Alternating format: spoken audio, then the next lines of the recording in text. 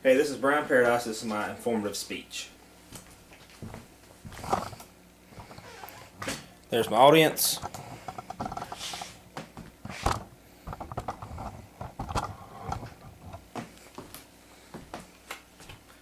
Have you ever been too tired, too worn out, and thought just, man, I need something just to perk me up just a little bit to get through the rest of my day? Whether it's been in the morning when you woke up, maybe it's in the middle of the day at lunchtime when you've already went through half of your day at work and you're thinking, man, I'm just wore out. Or maybe it's in the evening time, or even at night and you're pulling a night shift, or like most college students know, you didn't study enough the night before, you have a test tomorrow, you got to pull that all-nighter. Have you ever took caffeine as a supplement? If you ever took caffeine, have you ever wondered what caffeine actually is? How does caffeine work? Where do I find caffeine? How is caffeine getting to my food? What are possible side effects of caffeine?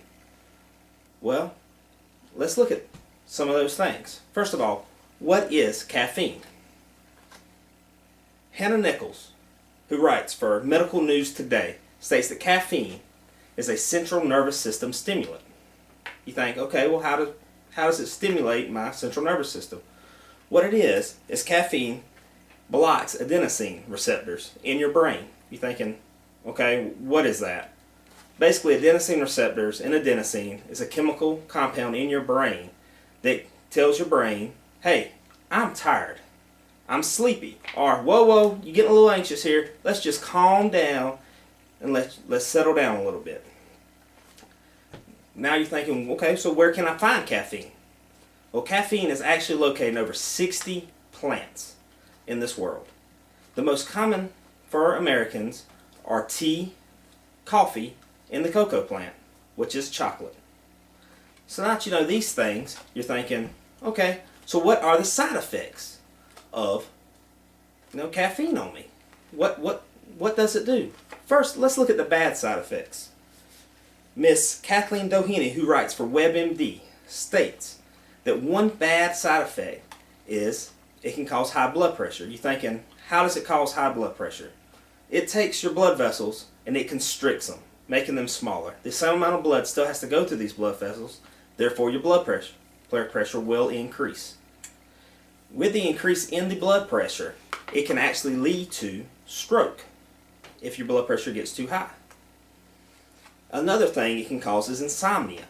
As mentioned before, the adenosine receptors are blocked, and when they are blocked, it tells your body, hey, we don't need to go to sleep. Don't tell your body it's tired, so you stay up.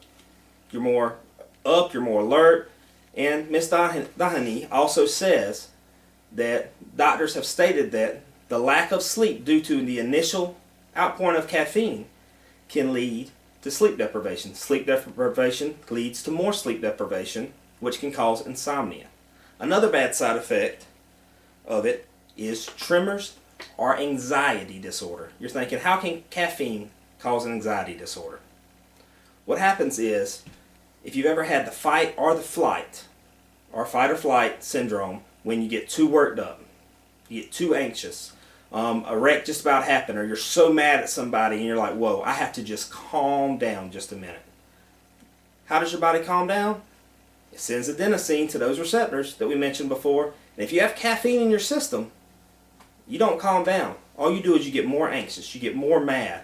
It can lead to elevated blood pressure, elevated heart rate, which can lead to heart attack and stroke. Tremors. They are also caused because your body's so worked up. Your hands can shake, your feet can shake, and it can cause just nervous system disorders because your body cannot calm down. You're thinking, okay, those are the bad. What are the good side effects? Well, most of us, we take coffee to be more alert. And with that alertness comes greater concentration and greater memory recollection. With this memory recollection, we can remember things better, and that's just overall why we drink it anyway. You're thinking, are there any other good side effects? Of course there are. They show that caffeine can create an actual correlation to Alzheimer's disease. The correlation shows that the more caffeine intake, the less likelihood at an older age of getting Alzheimer's you'll have. It also states that Caffeine is a powerful antioxidant. Therefore, your liver and your kidneys that filter out have a lower risk of getting cancer. So those are the good side effects of getting it, of taking in caffeine. So now knowing that caffeine can take in these good and have these bad side effects, would you still be likely to drink caffeine? To intake it daily? I believe that taking in caffeine and taking in other stuff in our bodies, that we need to have knowledge about what we take in, about the possible side effects, whether they are good or whether they are bad, so we can better choose more likely of what we want to take into our bodies. Thank you. And there's my audience again.